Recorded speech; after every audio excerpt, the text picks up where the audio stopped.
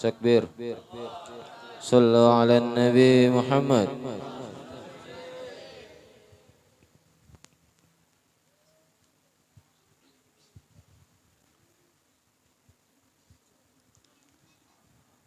Assalamualaikum warahmatullahi wabarakatuh.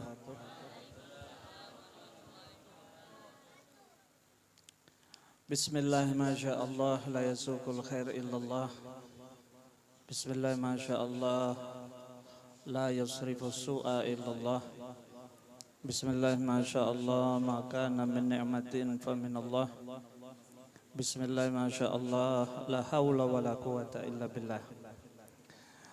Alhamdulillahi rabbil alamin. Wa bihi nasta'in ala umurid dunya waddin. Wassalatu wassalamu ala ashrafil anbiya wal mursalin sayyidina wa maulana Muhammadin wa ala alihi wa ashabihi ajma'in.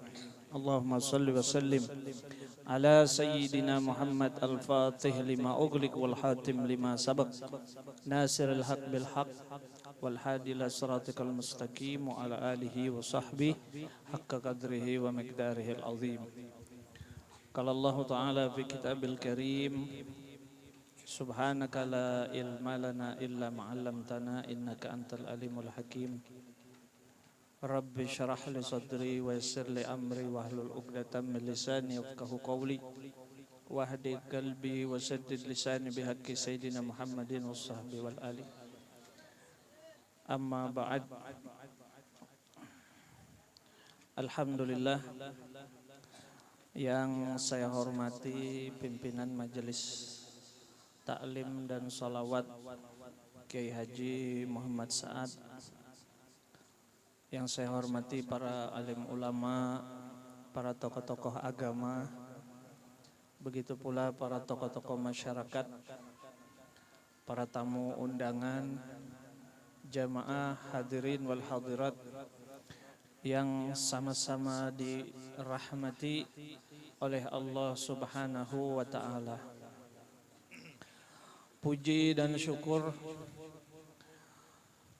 kita senantiasa panjatkan kehadirat Allah Subhanahu wa Ta'ala, dan ini merupakan kewajiban kita sebagai hamba untuk senantiasa bersyukur kepada Allah.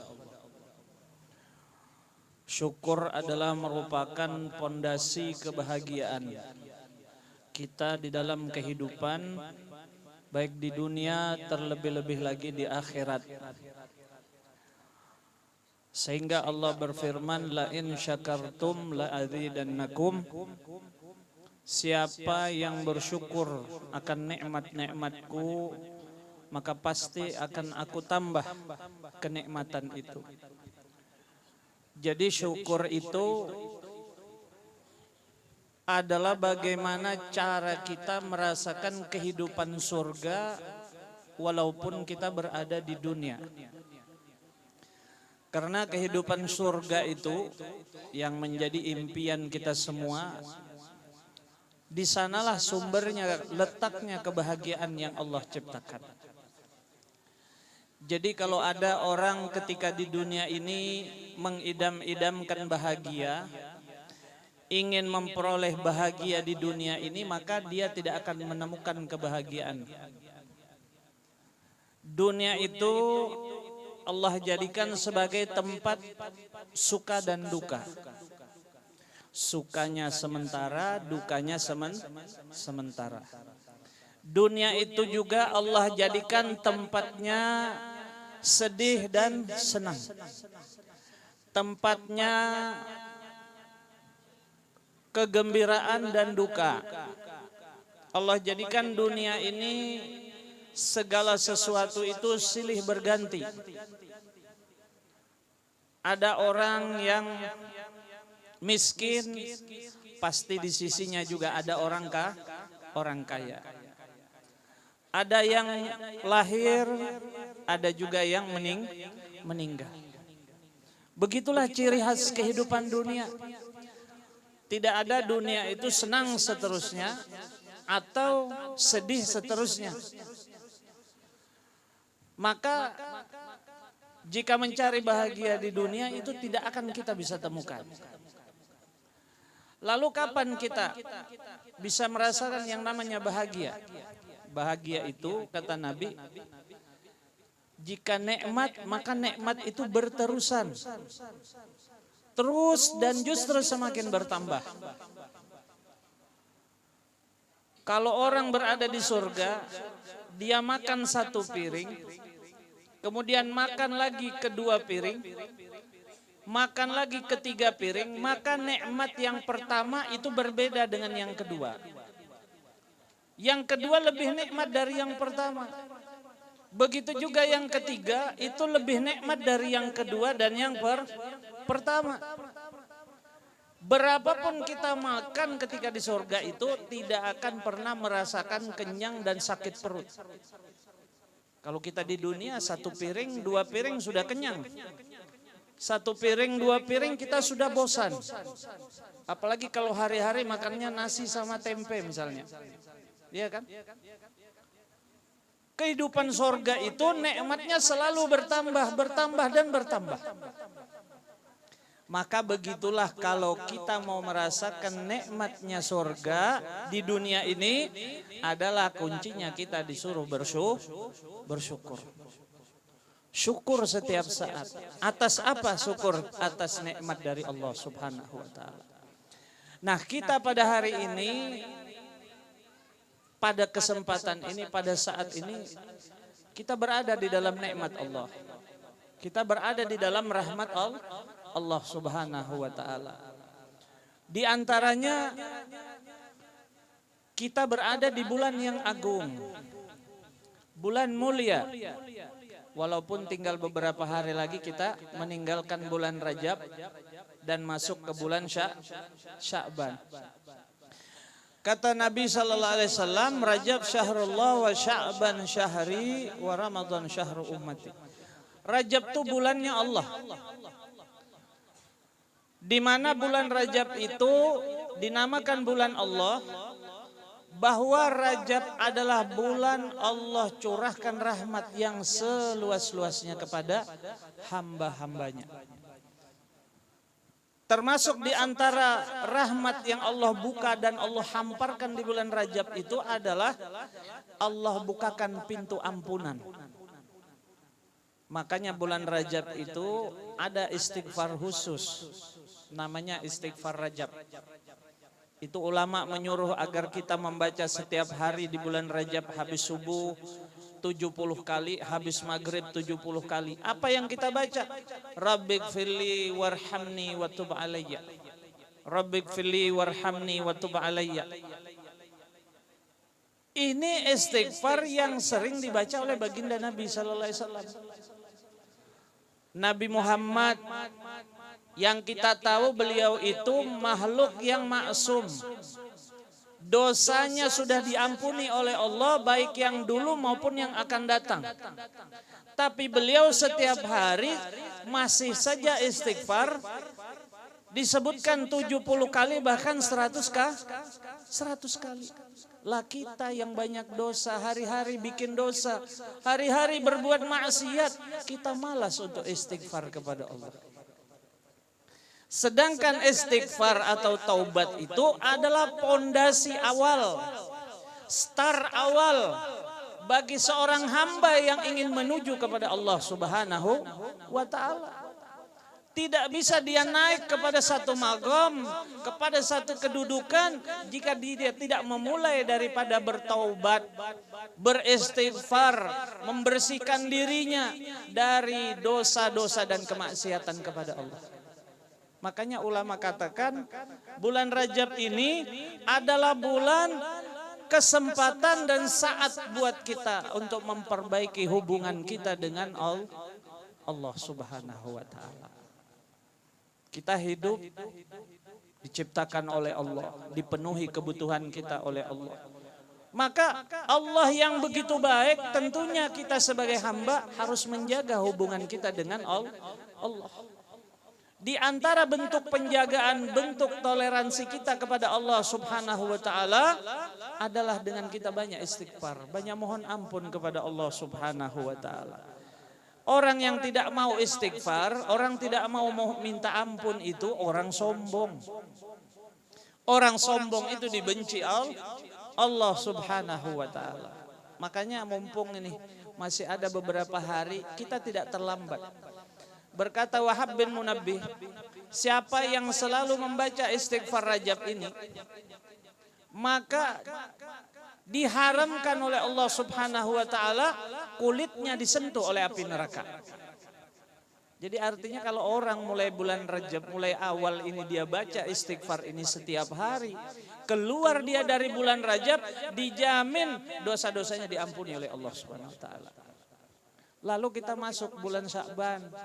Bulan Sya'ban itu bulannya Rasulullah. Bulan saat dimana kita berusaha memperbaiki hubungan kita dengan baginda Nabi Muhammad, yaitu dengan kita memperbanyak sholawat. Karena bulan Sya'ban itu ayat yang turun tentang keutamaan sholawat itu turunnya di bulan Sya'ban. Lalu setelah Sya'ban masuk bulan Ramadan. Ramadan itu adalah bulan saat dimana kita memperbaiki hubungan kita dengan sesama. Orang yang baik hubungannya dengan Allah, orang yang menjaga dan baik hubungannya dengan Rasulullah, dan orang yang baik hubungannya dengan sesama manusia, maka itulah yang dinamakan orang yang bertakwa. Jadi nggak ada kalau orang itu bertakwa itu baiknya sama Allah aja, sama Nabi nggak ingat, nggak mau sholawat, apalagi sama manusia jahat, sama tetangga jahat, itu bukan orang bertakwa. Syarat orang takwa itu baik hubungannya kepada Allah, baik juga kepada Rasulullah, dan baik juga kepada sesama manusia. Ada juga orang baik sama manusia, suka nolong, tapi tidak mau ibadah. Ini juga bukan orang bertakwa. Jadi harus tiga. Makanya orang-orang saleh ketika dia mau menyambut Ramadan tuh dia mulai dari bulan Rajab. Kata mereka Rajab tuh bulan menanam, Sya'ban itu bulan memupuk, dan Ramadan itu bulan untuk memanen. Memanen amal-amal sebanyak-banyaknya itu di bulan Ramadan. Tapi kalau orang mau panen, bagaimana dia mau panen kalau bulan Rajab dia tidak nanam? Rajab ini bulan yang Allah lipat gandakan. Itu bulan Rajab itu kan hurufnya 3, Ra, Jim, dan Ba. Ra itu apa? Rahmatullah. Kemudian jimnya apa? Juhudullah. Kebaikan-kebaikan Allah. Artinya orang beramal di bulan Rajab ini itu amalnya dilipat gandakan oleh Allah lebih daripada bulan lain. Begitu juga kalau dia bikin dosa di bulan Rajab, itu dosanya juga dilipat gandakan lebih daripada bulan lain. Makanya kita mesti perhatikan bulan Rajab. Jangan yang diperhatikan cuman Jumat terakhir bulan Rajab baca Ahmad Rasulullah, Muhammad Rasulullah. Ini pikirannya urusan dunia melulu kadang-kadang. Ya kalau urusan rezeki segala macam, orang tuh kalau dirahmati Allah, kalau diampuni Allah, apa kata Nabi? Orang tuh kalau banyak istighfar, dia akan diberikan kegembiraan dari setiap kesusahan. Dia akan diberi jalan keluar dari setiap permasalahannya, dan dia akan diberikan rezeki dari jalan yang tidak disangka-sangka. Istighfar kuncinya. Ya, jangan kita ini kata ulama, sholawat tuh jangan kita jadikan seperti kantong minuman, sekedar untuk kita butuhkan ketika minum saja. Tuh ada orang kalau zaman-zaman dulu musafir kalau naik onta itu kan ada tempat air. Itu tempat airnya tuh ditaruhnya di belakang. Taruhnya di belakang. Apa yang dia lakukan? Kalau haus baru diminum. Jadi kita ini kadang-kadang salawat itu hanya untuk urusan kepepet aja. Urusan mendesak. Padahal salawat itu hubungan dengan Nabi Muhammad SAW. Salawat itu setiap saat. Bahkan ayat yang kita sudah sering dengar salawat kepada Nabi itu Allah sendiri yang mencontohkan. Innallaha wa malaikatahu yusalluna 'alan nabi ya ayyuhalladzina amanu sallu 'alaihi wa sallimu taslima. Itu mungkin kalau menurut kita itu ayat dalil salawat yang paling kuat, ya. Tapi tahukah artinya? Kan Allah bersolawat, ya kan? Kira-kira sama enggak salawat Allah tuh dengan salawat kita? Kalau kita kan salawatnya tuh Allahumma sholli, ya kan? Apakah Allah juga mengatakan begitu? Allahumma sholli juga? Tentu tidak. Maknanya innallaha wa malaikatahu yusholluna 'alan nabi itu artinya di alam ini, di jagat raya ini, mulai dulu sampai nanti akhir zaman, satu-satunya makhluk paling dicintai Allah itu cuma Nabi Muhammad. Itu pengumuman, itu ayat pengumuman. Yang paling disayangi, paling dikasihi, paling dijaga, paling diperhatikan, yang paling dirahmati itu Nabi Muhammad. Yang paling diberikan curahan barokah itu cuma Nabi Muhammad. Sehingga Nabi Muhammad itu Allah jadikan ahsanan nasi khuluqan wa khuluqa. Nabi itu terbaik dari sisi ciptaan fisik. Bahkan bukan cuma fisik, dan terbaik dari sisi akhlak. Padahal sidin itu manusia. Tapi Allah jadikan beliau itu kejadiannya itu sesempurna mungkin. Zahiran wa batinan. Tapi kita kada bisa mengumpati Nabi Muhammad dari sisi zahirnya.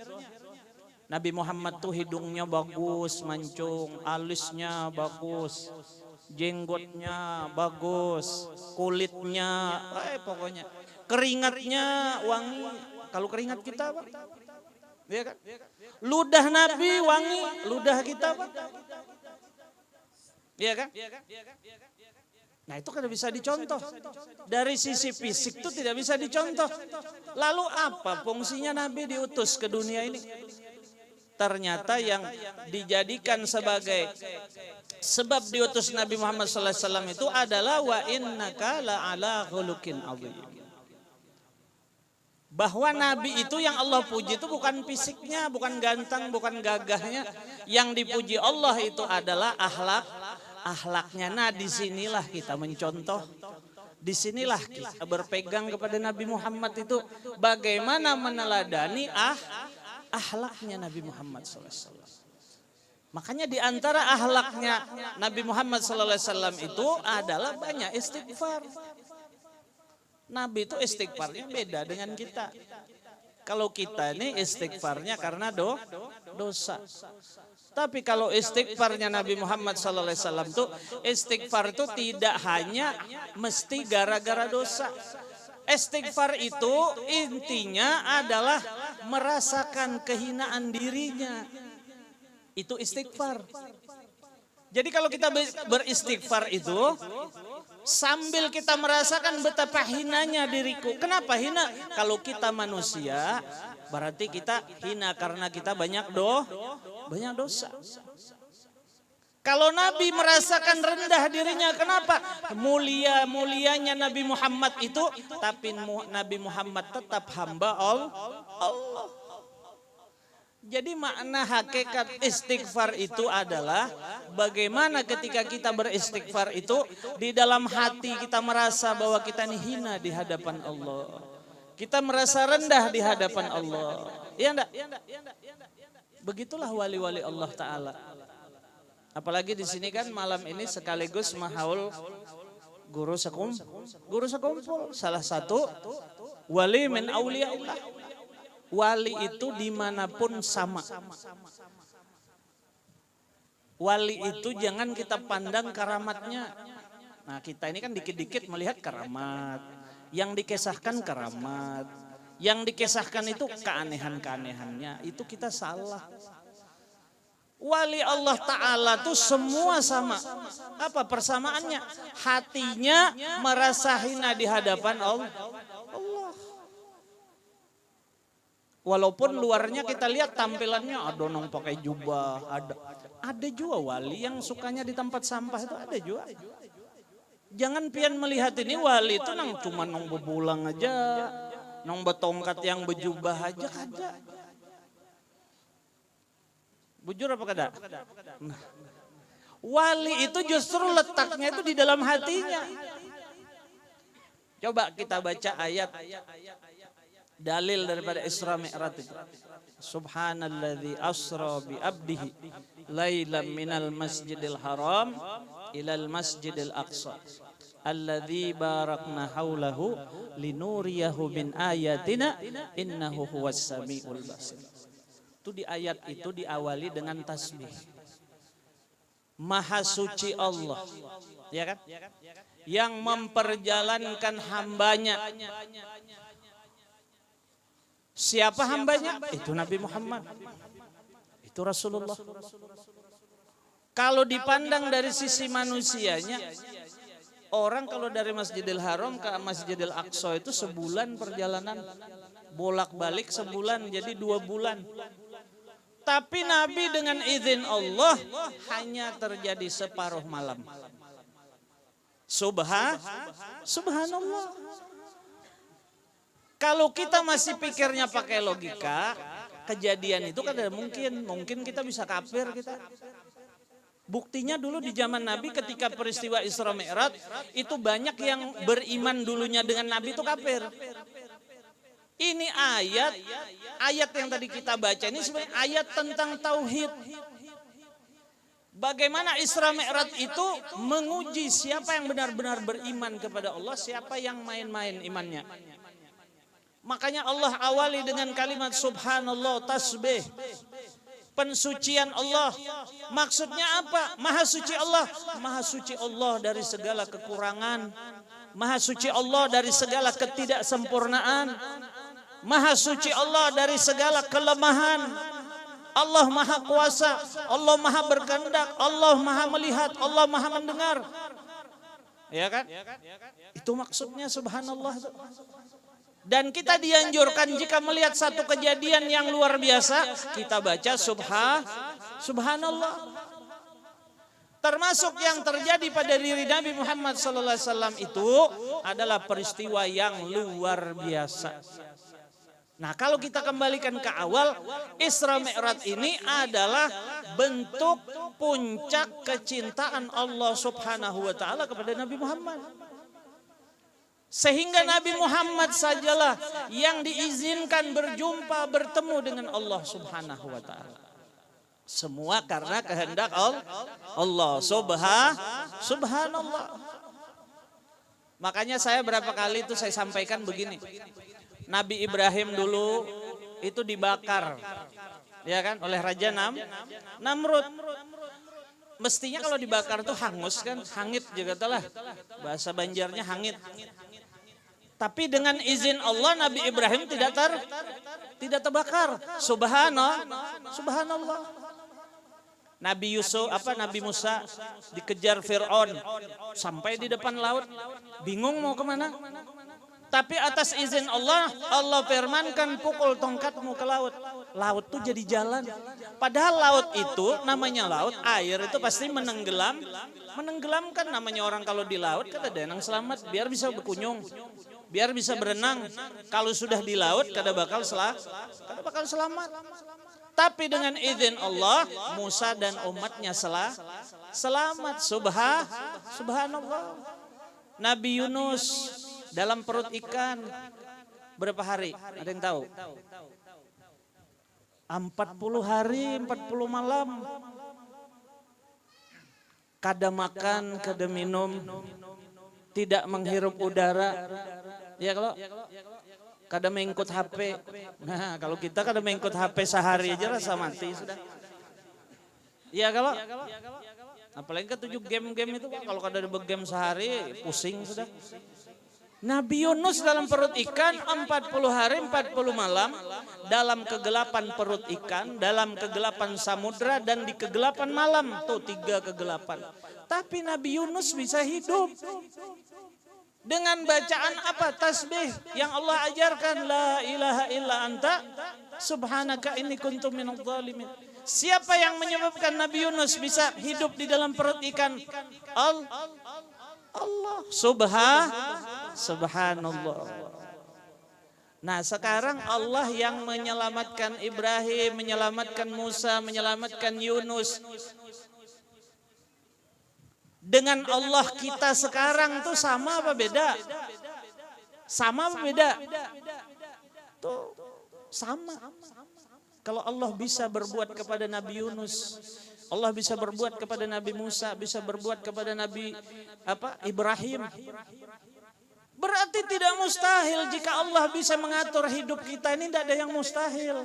Ini tauhid, keyakinan kepada Allah. Itulah yang dimiliki para wali-wali Allah, keyakinan akan kekuasaan Allah, kudrat dan iradahnya Allah. Makanya Isra Mi'raj ini saya tidak bercerita bagaimana Isra sampai Mi'raj, mampir sini di sana, itu sudah kebanyakan Ustadz nyampaikan. Tapi saya ini menyampaikan hikmahnya. Biar kita nih pulang tuh tidak sia-sia bawa ilmu. Taulah kita bahwa Isra Mi'raj yang dialami baginda Nabi Muhammad itu juga untuk umatnya. Jadi kita ini Mi'raj juga Pak. Kita mulai lahir sampai mati itu kita Isra namanya.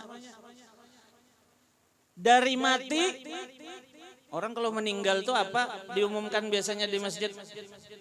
Telah berpulang ke rahmatullah. Ya kalau pulang kalau bulik. Buliknya kemana? Ke Allah. Kalau orang pulangnya ke Allah kira-kira sesat apa kada? Pasti pulangnya ke Allah. Orang beriman ke orang kafir, pulangnya pasti ke Allah. Karena yang menciptakan Allah. Ya enggak? Yang mematikan siapa? Allah. Kita orang yang bersahadat, matinya yang mematikan Allah. Orang kafir bang yang mematikan siapa? Allah juga.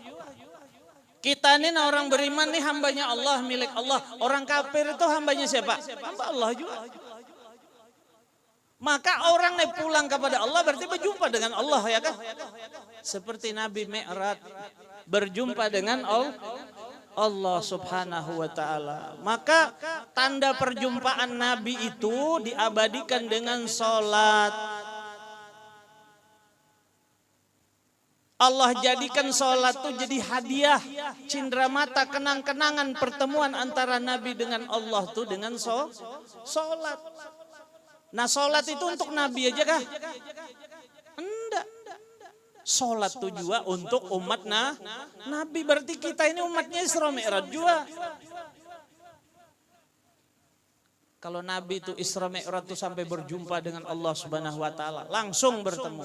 Kalau kita umatnya nanti kalau sudah di sorga baru berjumpa dengan Allah. Tapi hakikatnya di dunia ini orang yang mengerjakan sholat itu dia sedang berjumpa, berhadapan dan berbincang-bincang dengan Allah. Makanya ayat tadi, ayat tentang Isra Mi'raj itu ditutup dengan innahu huwas sami'ul basir. Sesungguhnya Allah Maha melihat, Allah Maha mendengar lagi Maha melihat. Inilah dua sifat yang Allah berikan kepada Nabi Muhammad sehingga Nabi Muhammad itu bisa mendengar dan bisa melihat Allah Subhanahu wa taala. Ini sifat Al-Basir, Maha melihat. Ini juga salah satu sifat yang menjadi pegangan para wali-wali Allah. Itu warisan dari Nabi Muhammad sallallahu alaihi wasallam.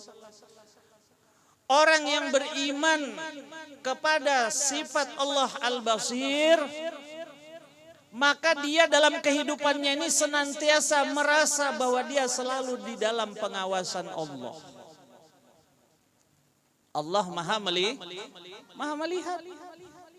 Di dalam setiap aspek kehidupannya, dia merasa selalu diintai, dilihat, diawasi oleh Allah Subhanahu wa taala. Ini yang di dalam apa namanya ilmu hakikat dinamakan muraqabah. Ya kan? Kan agama ini kan ada 3 rukun. Arkanuddin. Pertama rukun iman. Ada 6. Rukun Islam. Kemudian yang ketiga apa? Rukun ihsan. Apa rukun ihsan itu? Engkau beribadah kepada Allah seakan-akan engkau melihat Allah. Jika engkau tidak bisa melihat Allah, maka kau yakin dengan seyakin-yakinnya bahwa Allah Maha melihat kepada engkau. Yakin enggak kalau kita ini dilihat Allah? Ya kan? Kalau orang itu sholat, dia membawa sifat al-basir, merasa diawasi, merasa dilihat oleh Allah, pasti sholatnya khusyuk. Ujar Nabi, sedekat-dekatnya seorang hamba dengan Allah itu adalah di ketika dia sholat. Dan di ketika sholat itu paling dekatnya ketika dia sujud. Ya kan? Apa hakikatnya, maknanya sujud itu? Merasa kita hina, merasa rendah di hadapan Allah. Itulah buahnya Isra Mi'raj itu. Nabi yang begitu tinggi kedudukannya bisa ketemu Allah. Nabi kan sombong, tetap Nabi merasa hamba Allah. Nabi tetap sholat. Kenapa? Itulah hakikat sebenarnya dari sholat. Sholat itu artinya bukan menyembah. Nah kita ini kadang-kadang keliru, sholat itu kita anggap ini menyembah. Menyembah Allah, sholat itu bukan menyembah. Kalau kita menyembah Allah berarti kita ini masih berjarak jauh dengan Allah. Dan Allah tidak butuh kita sembah. Andaikan semua orang di muka bumi ini menyembah Allah, Allah kan ada pengaruh, kan ada pengaruhnya buat Allah. Dan andaikan semua manusia di muka bumi ini maksiat kepada Allah, kan ada juga pengaruh dengan Allah Ta'ala. Allah itu kan butuh ibadah kita. Allah butuh enggak dengan ibadah kita? Kada. Kita ini aja kada dianggap Allah Ta'ala. Yang dianggap Allah itu cuma Nabi Muhammad. Makanya kada boleh sombong kita di dunia ini. Orang kalau sholatnya betul, dia akan merasakan dirinya tuh hina di hadapan Allah. Sekarang ini banyak terjadi, orang itu makin rajin sembahyang, makin rajin sholat, inya merasa lebih hebat pada orang. Orang kan sembahyang dihinanya, orang maksiat dihinanya, seakan-akan inya ngampun sorga. Berarti orang kayak ini belum sembahyang. Karena sholatnya itu bukan menambah hina dirinya, bukan menambah kerendahan dirinya, tapi bertambah sombong. Itu sholat apa bukan? Lain sholat. Sholat yang benar itu makin banyak kita sholat, makin merasa hina, makin merasa rendah. Coba bayangkan orang sholat itu kepala ini nah yang kita hormati, yang kita muliakan, kita taruh di lantai sama dengan kaki, ya kan? Bahkan kepala kita ini ketika sujud lebih rendah daripada tempat keluarnya kotorannya, keluar tahi, keluar kamih itu. Itu hakikatnya sholat. Jadi hakikat sholat yang sebenarnya itu adalah pengakuan bahwa diri kita adalah hamba Allah. Itu sholat. Pengakuan kalau diri kita itu hamba Allah. Jadi kalau orang yang kada mau sembahyang berarti inya Tuhan. Orang yang kada mau sholat berarti orang tuh mengaku dirinya tuh Tuhan. Paling sombongnya manusia itu orang yang kada mau sembahyang. Orang yang kada mau sholat. Makanya hati-hati kita nih kalau bermajelisan di mana-mana, perhatikan. Ramai majelis sampai tengah malam, sejam 12, jam 1, jam 2 bulikan. Sembahyang subuh kada. Kadang-kadang kan sembahyang isya. Mana penting bermajelisan ini dengan sholat. Ayo, kita kada merendahkan majelis lah. Majelis ini sunnah aja, bujur kalah. Sunnah. Kalau hendak menuntut ilmu, bujur-bujur masuk pesantren sana. Iya kalau hendak belajar, datangi guru, rutin belajar. Bawa catatan, bawa kitab, itu baru menuntut ilmu. Iya enggak? Kita nang rajin di majelis nih, ada orang yang begawe, ayo jangan kada pernah ke majelis. Ikam nih kada pernah ke majelis, ayo nah ke majelis. Orang begawe security menjaga apa satpam. Itu kan mencari nafkah itu. Orang cari nafkah itu hukumnya apa? Wajib. Nah kita hadir nih sunnah. Mana ganal sunnah dengan wajib? Nah makanya kita kada boleh merasa lebih hebat pada orang. Itu buah Isra Mi'raj itu. Tuh hakikatnya Isra wal Mi'raj. Kita ini tadi kan di Isra dan Mi'raj kan Allah. Hidup kita ini mulai lahir sampai mati ini diperjalankan Allah. Iya kada? Adalah yang bisa mengatur dirinya seorang. Aku kena bisa mengatur, aku apabila kena garing. Kena aku yang mengatur apabila aku sembuh. Adalah. Kada ada yang bisa. Kada usah ngalih perut. Nah perut kita ini rata-rata buncit lah. Ada yang bisa menahan ini perut buncit ini. Rata-rata orang perut ini ngalih dia. Ngalih diatur. Ya kalau siapa mengatur semua itu? Manusia itu hanya la haula wala quwata illa billah. Makanya kalau kita mau menjadi benar-benar menjadi hamba Allah, diakui oleh Allah, itu kuncinya di dalam sholat itu. Sebagai sarana kita terdekat berkomunikasi dengan Allah. Makanya para wali-wali Allah Subhanahu wa taala itu, mereka itu merasakan dirinya itu merasakan rahmat, merasakan nikmat, segala macam itu di dalam sholat mereka. Itu kalau diceritakan itu kayak zaman Sayyidina Ali itu kena panah. Kena panah, kata beliau, cabutlah ketika aku sedang sholat. Dulu mana ada obat bius? Tidak ada di bius-bius, tidak ada. Ketika beliau sholat dicabut itu anak panah. Setelah selesai sholat apa kata beliau? Sudahkah? Sudah dicabut. Tidak terasa. Ada juga sahabat itu ketika dia sholat, mau berdiri sholat, mau angkat takbir, apa? Dia katakan, kubayangkan di depanku surga, di belakangku itu neraka, di bawahku jembatan Shiratal Mustaqim, di kiri kananku ini malaikat. Macam-macam caranya orang itu sholat tuh. Sahabat tuh sampai seperti itu. Makanya Allah Subhanahu wa taala berfirman, inna salata tanha anil fahsya wal munkar. Jadi ternyata sholat itu adalah sarana paling cepat untuk seseorang memperoleh kebaikan-kebaikan yang banyak dari Allah. Kata Allah, inna salata, sesungguhnya sholat, tanha anil fahsya, dapat mencegah seorang itu dari perbuatan keji dan munkar. Perbuatan keji dan munkar ini perbuatan, kalau keji itu perbuatan yang dosa yang dilakukan batin. Jadi amal maksiat yang dilakukan batin. Kalau munkar itu maksiat yang dilakukan dohir. Artinya kalau orang itu sholat bisa dipastikan dohir dan batinnya itu akan jadi baik. Jadi kada perlu sekolah, psikologi dan lain sebagainya itu kada perlu.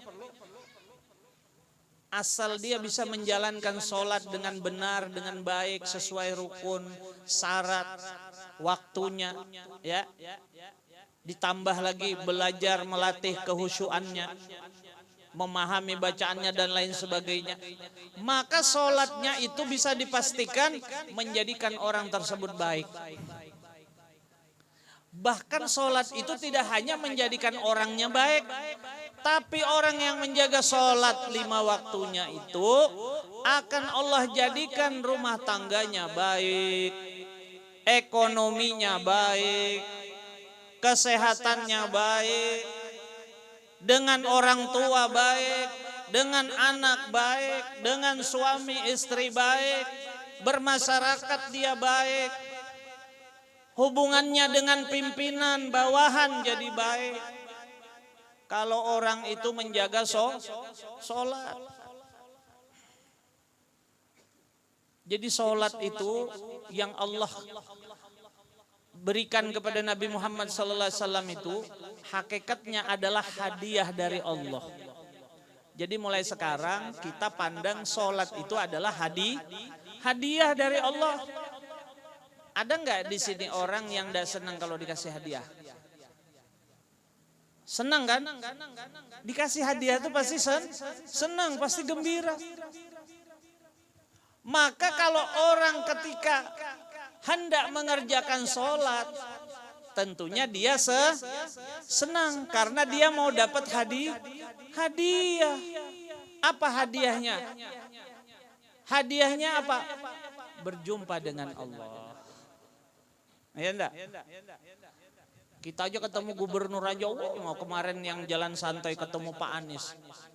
Senangnya mau foto. Ya kan? Baru Pak Anies, ya kan? Ketemu dengan, apalagi ketemu dengan presiden. Senangnya luar biasa. Itu baru ketemu manusia aja sudah senang kayak gitu. Anak-anak muda apalagi kalau ketemu artis idolanya. Ya enggak? Dikit-dikit foto, dikit-dikit dipajang. Nah kita nih ketemu Allah. Kita kalau mau ketemu pejabat aja kayak misalnya Pak Gubernur lah. Susah mau ketemu. Kita mau ketemu, kata asisten, hari ini gubernur lagi rapat. Ya kan? Nggak bisa langsung ketemu. Besok ada Pak Gubernur berangkat keluar kota. Ya enggak? Mungkin kita seminggu itu untung-untungan ketemu. Jadi mau ketemu sama manusia nih susahnya minta ampun. Jangankan gubernur, ketemu RT aja kadang-kadang susah. Iyalah, ayo banyak ketemu manusia itu susah urusannya, banyak syaratnya. Kadang-kadang ada juga orang yang mau ketemu itu harus bayar dulu. Iyalah. Nah ini kita ketemu dengan Allah tidak pakai bayar, tidak pakai susah, sehari 5 kali. Berapa rakaat? 17 rakaat. Kalau mau sering lagi ketemu, tambahi lagi dengan sholat sunnah, qobliyah, ba'diyah, tahajud, witir, duha, sholat tasbih, sholat taubat, sholat hajat, banyaknya. Mungkin kalau dulu di sholat itu sampai 50 waktu, baru kita minum, sumat sholat. Ya lah. Ada waktu lagi sudah, dikit-dikit sholat sudah, sholat. Kena baru masang sandal, sholat lagi. Baru habis mandi, sumat, sholat lagi. Bang, pokoknya kada kawa istirahat sudah tuh. Kada kawa istirahat cuma. Iya kan? Tapi Allah itu maha pengasih, maha penyayang. Khusus umat Nabi Muhammad nih dijadikan 5 waktu. As-salatu mi'rajul mu'min. Salat itu mi'rajnya orang-orang beriman. Nah disitulah orang-orang yang dekat dengan Allah itu menjadikan salat itu sebagai sarana, jembatan untuk lebih mendekatkan dirinya kepada Allah Subhanahu wa taala. Tapi salat mereka tuh yang seperti itu. Bukan sholat seperti kita. Kalau kita ini kan sholatnya kan untuk urusan duniawi aja. Yang bujangan pengen cepat dapat jodoh, rajin sembahyangnya itu. Yang berwarung biar warungnya laris, rajin juga sembahyang itu. Yang miskin, yang lagi susah, biar rezekinya rajinnya ke masjid sembahyang. Jadi urusannya urusan dunia aja kita ini rata-rata sembahyang. Padahal Nabi itu mencontohkan sholat itu seperti apa? Kayak Siti Aisyah pernah melihat Nabi sholat sunnah. Sampai bengkak kakinya, itu kan sering kita dengar kan? Ujar Siti Aisyah, ya Rasulullah, kau sholat sampai seperti ini untuk apa ya Rasulullah?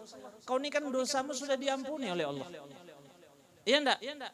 Kalau kita sudah dapat pengakuan ampunan dari Allah, bahkan sembahyang lagi sudah kita. Ini Nabi Muhammad, sholatnya masih seperti itu. Apa jawaban Nabi Muhammad? Kenapa Nabi sampai sholat begitu? Jawab Nabi apa? Afala akuna abdan syakura. Apakah aku tidak boleh ya Aisyah jadi hamba Allah yang bersyukur? Jadi Nabi itu sholatnya sebagai bentuk syukur. Sholat Nabi itu yang diajarkan kepada kita itu sebagai bentuk rasa terima kasih kepada Allah atas segala nikmat, atas segala rahmat. Kita ini berenang di lautan rahmat Allah. Kita ini berenang di lautan nikmatnya Allah. Bahkan Nabi Muhammad itu sendiri rahmatan lil alamin. Wali-wali Allah itu juga rahmatan lil alamin. Sudah kita ini diutus Nabi, diutus lagi wali-wali Allah Ta'ala. Masihkah kita merasa kurang dengan rahmat Allah? Masihkah kurang rasa terima kasih kita?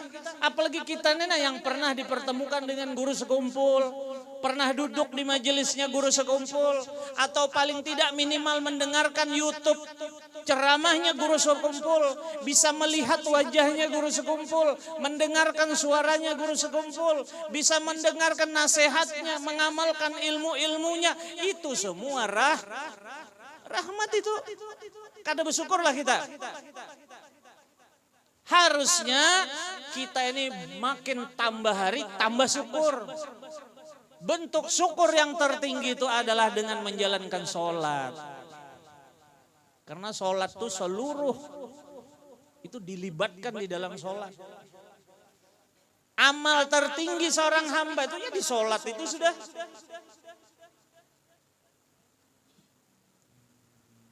Makanya itu Isra wal Mi'raj itu seperti itu. Jadi kita kalau artinya tuh terlalu banyak hikmah di dalam Isra Mi'raj itu terlalu banyak, terlalu dalam. Intinya Allah jadikan Nabi Muhammad itu benar-benar kekasih Allah Subhanahu wa taala. Betul-betul yang diakui Allah tuh hamba. Ya kan? Yang diakui Allah sebagai hamba itu cuma Nabi Muhammad sallallahu alaihi wasallam. Makanya kita ini kalau mau mulia, kalau kita ini hidup pengen mulia, bukan dengan jabatan, bukan dengan kekayaan. Hari ini orang berlomba-lomba melihat orang berumah ganal, hendak jual rumah ganal. Melihat orang bermobil bagus, hendak jual bermobil bagus. Lihat orang ber-HP hanyar, hendak jual ber-HP hanyar. Karena dipikirnya kalau HP hanyar, rumah hanyar, mobil hanyar, jabatan, semua kecantikan, ketampanan itu bisa bikin orang bahagia. Tidak. Ala bidzikrillahi tatmainnul qulub. Orang bahagia itu kalau di hatinya itu selalu ada Allah. Itulah wali Allah. Wali Allah itu di hatinya kada pernah lepas daripada Allah, tidak pernah lepas daripada Rasulullah. Makanya kalau kita ingin dipandang oleh Allah, ingin kita mendapatkan nadratullah, hubungkan diri kita dengan Nabi Muhammad. Kaitkan diri kita dengan Rasulullah. Nih kita mau masuk bulan Sa'ban nih. Mau masuk Sa'ban. Bulannya Nabi Muhammad. Ya kan? Apa saja yang terhubung dan terkait dengan Nabi Muhammad pasti mulia.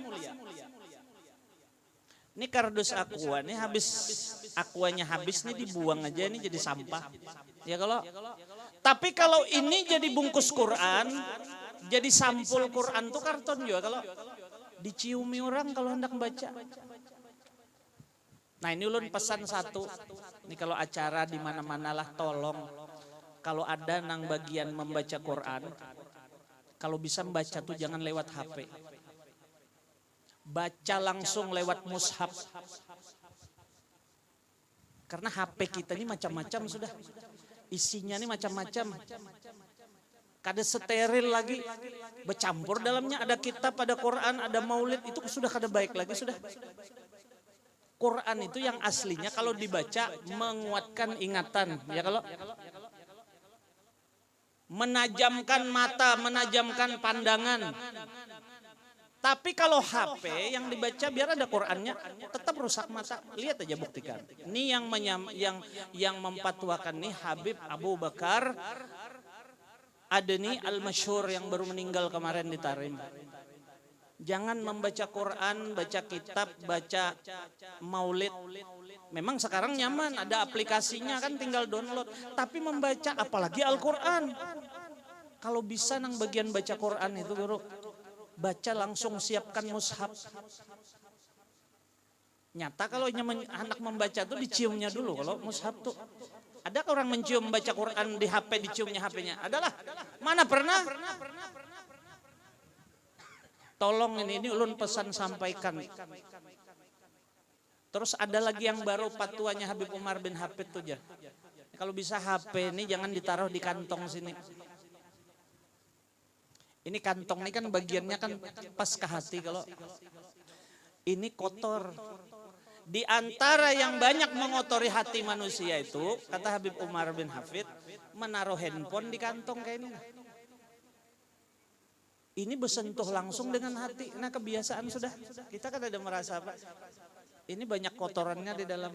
Terus terang aja. Ya kalau nah, mulai sekarang jangan lagi diandak di situ, di kantong bawah lah. Atau lagi diandak lah di lantai kah. Nah itu. Kalau kita mau mulia, mau dipandang oleh Allah, apa? Kata Allah, Qul in kuntum tuhibbunallah fattabi'uni yuhibbukumullah yaghfir lakum dzunubakum wallahu ghafurur rahim. Katakan wahai Muhammad. Nabi Muhammad diperintah Allah sampaikan kepada kita nih umat, apa yang mau disampaikan? Katakan wahai Muhammad, kalau kamu ingin dicintai Allah, mana nyaman dicintai dengan mencintai? Enak dicintai. Ya kalau mencintai itu setengah mati kadang-kadang bisa bertepuk sebelah tangan ya kan. Nah, kalau dicintai itu nyaman. Kalau dicintai istri, kita bulik begawi, kadang usah lagi nyuruh olahkan kopi, sudah siap kopi. Ya kan? Kita anak mandi sudah siapkan banyu panas, banyu hangat, lain banyu panas pula, banyu hangat. Kalau banyu panas, luyuh, banyu hangat. Ya kalau Bu, sakit-sakit awaknya dipijiti oleh bininya. Kadang disuruh lagi, karena cinta orang dicintai itu nyamannya dilayani. Kayak itu juga kalau bini disayangi laki, kadang ada begelang, ditukarkan laki. HP-nya rusak, ditukarkan laki. Kadang ada bermotor, dibalikan laki. Berusaha, ya kalau demi untuk istri tercinta. Anak juga begitu, kalau anak tuh dicintai orang tuanya, aduh luar biasa. Tuh enak dicintai. Kayak itu juga kalau kita dicintai Allah. Kayak apa kita dicintai Allah tuh nyaman hidup. Walaupun di dunia tapi serasa di surga. Apa kata Allah terhadap orang-orang yang dicintai Allah tuh kayak apa keadaannya? La khaufun alaihim walahum yahzanun. Ala inna awliya Allah la khaufun alaihim walahum yahzanun. Sesungguhnya wali-wali Allah itu mereka yang tidak pernah merasa susah, merasa sedih, merasa gelisah, galau, stres itu kan ada. Tidak ada wali stres, susah, galau itu tidak ada. Miskinkah, dapat musibahkah, apakah dia tetap gembira. Karena baginya kesusahan dunia ini cuma sebentar aja, susahnya sebentar, sakitnya sebentar. Kalau kita ini susah, kita menderita, isuk kita meninggal, berarti penderitaan kita itu sampai isuk aja. Iya kan? Kalau kita kecewa, kita sedih, meninggal kita seminggu, berarti seminggu aja kecewanya kita itu. Kada panjang kalau patokannya itu meninggal itu patokannya. Jangan kalau sudah sedih, sudah stres, waduh. Apa aja bahasa sekarang ini lebay. Kayak kedada Tuhan tuh, kayak kedada Allah tuh. Sepertinya tidak ada Allah dan Rasulullah itu seperti tidak ada. Iya kan? Makanya orang tuh kalau dicintai Allah, nikmat hidup itu. Semua masalah ini diurus Allah. Bahkan urusan rezekinya diberi rezeki dari jalan yang gampang. Iya kan? Bagaimana caranya supaya kita dicintai Allah? Fattabi'uni kata Rasulullah, ya kan? Ikutilah aku. ikuti Nabi itu pasti mencintai Nabi. Orang yang mengikuti itu pasti tandanya mencintai. Makanya kita ini umat yang mengikuti Nabi bukan hanya dari sisi yang nyaman-nyamannya, yang kada nyamannya juga kita umpati. Semua apa yang dirasa Nabi itu kita ini merasakan juga, ya kan? Nabi difitnah, ya kita juga hidup. Ada orang hidupnya kada difitnah. Nabi adalah makhluk ciptaan Allah tuh yang paling ganal ujiannya tuh pasti para nabi dulu. Habis itu para sahabat, baru para wali-wali Allah, baru kita. Kita nih lain wali, lain cucu nabi lain juga, lain kiai, lain guru, baru dapat masalah kayak itu sudah stres. Harusnya kita ini untung aku aja. Untung aku nih orang biasa-biasa aja. Iya kan? Mandangnya kayak itu. Coba kalau kita nih orang alim. Coba kalau kita nih wali-wali tuh tanya aja piana yang pernah mendengarkan kayak apa kisahnya guru sekumpul tuh dipitnah macam-macam. Ya kalau orang dekat dengan Allah itu besar fitnahnya. Iya kan? Makanya jangan merasa hidup ini mau enak aja. Jangan hidup ini mau yang nyaman, yang lapang-lapang aja, kada ada itu. Tidak akan terjadi hidup di dunia ini kita tidak dipitnah. Tidak akan pernah terjadi hidup di dunia ini kita tidak merasa susah, itu kada ada. Sudah yang namanya dunia seperti itu. Makanya kalau mau hidup ini enak, mau hidup ini nyaman, umpati kayak pegawiannya para wali itu nah. Wali itu dimuliakan Allah karena dia menyambungkan dirinya dengan Nabi Muhammad. Jangan kita memikirkan mulia itu dengan jabatan, dengan harta, dengan kekayaan, dengan apa. Orang yang mengumpulkan harta di dunia ini itu ketika dia meninggal hartanya tidak dia bawa. Diperebutkan oleh orang-orang yang masih hidup. Kan lucu. Dia kerja setengah mati untuk mengumpulkan harta, tapi ketika mati tidak dibawanya. Kan lucu. Nah, makanya yang menyelamatkan kita itu adalah bagaimana kita menghubungkan diri kita dengan Nabi Muhammad. Inilah buahnya Isra Mi'raj. Pengumuman Allah, nih makhluk yang paling kucintai, yang ku Isra dan Mi'rajkan. Arahkan pandanganmu, pandangan hatimu kepada Nabi Muhammad.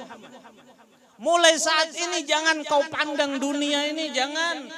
Pandang tunah Nabi Muhammad sallallahu alaihi wasallam yang dimuliakan Allah, yang dicintai Allah, yang diangkat Allah ke langit, yang diizinkan berjumpa dengan Allah. Itulah baginda Nabi Muhammad sallallahu alaihi wasallam. Itulah kehidupannya, itulah jiwanya, itulah batinnya para wali-wali Allah tuh. Hatinya ta'alluq dengan baginda Nabi Muhammad sallallahu alaihi wasallam. Jadi mudah-mudahan kita ini dapat buah Isra Mi'raj nih lah.